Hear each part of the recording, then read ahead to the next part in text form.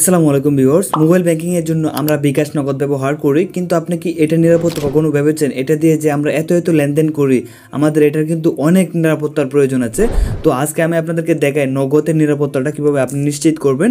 তো এটার জন্য প্রথমে আপনি নগদে চলে আসবেন। যদি আপনি স্মার্টফোন ব্যবহার করে নগদ ব্যবহার করেন তাহলে অবশ্যই অ্যাপটা ব্যবহার করেন। অ্যাপে কিন্তু অনেক ফ্যাসিলিটি আছে, আপনি নোটিফিকেশন বার থেকে প্রতিনিয়তই বিভিন্ন ধরনের আপডেট জানতে পারবেন এবং এখান থেকে আপনি ফোন রিচার্জ এবং এখান থেকে কত টাকা লেনদেন করলে আপনি একটা ক্যাশব্যাক পাবেন, এটা কিন্তু এখানে দেখতে পাবেন। অ্যাপে অনেক সুবিধা আছে।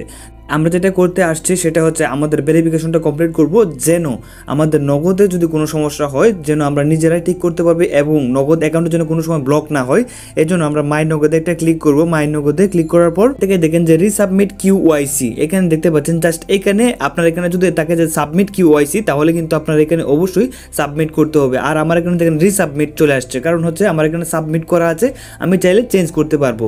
তো এটা আমি কি সাবমিট করেছি সেটা হচ্ছে আমার এনআইডি কার্ড সাবমিট করেছি। আপনার অবশ্যই যদি এনআইডি কার্ড থাকে তাহলে সাবমিট করে দিবেন।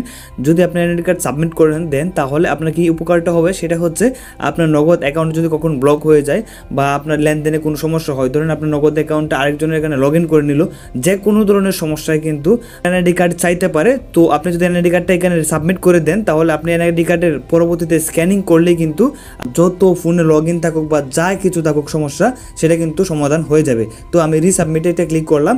আপনার এখানে দেখেন যদি এরকম অপশন থাকে, মানে রিসাবমিট অপশন থাকে, তাহলে কিন্তু আপনার এখানে সাবমিট করা অলরেডি আছে। যদি রিসাবমিট অপশন না আসে, মানে সাবমিট অপশন আছে, তাহলে কিন্তু উপরে দিকে দেখেন প্রথম হচ্ছে ক্যামেরা অপশন আছে, আর এখানেও ক্যামেরা অপশন আছে। প্রথমে হচ্ছে ফ্রন্ট সাইড, তারপর হচ্ছে ব্যাক সাইড, এখানে দেওয়া আছে। আমি কিন্তু ব্লার করে রেখেছি, কারণ এটা হচ্ছে আমার এনআইডি কার্ড দেওয়া, এই জন্য আমি একটু ব্লার করে রেখেছি। দেখতেই পাচ্ছেন আমার এখানে ব্লার করা আছে। তারপর প্রথম সাইডটা আপনারা তো প্রথম পিকচারটা দিবেন, তারপরে সেকেন্ড সাইডে হচ্ছে পিছনের সাইডটা দিবেন, তারপর নেক্সটে ক্লিক করলে কিন্তু 24 ঘন্টা সময় নেবে। তারপর অটোমেটিকলি তারা যাচাই করে দেখবে যে এটা সাবমিট করা যায় কিনা, সাবমিট করে দিবে।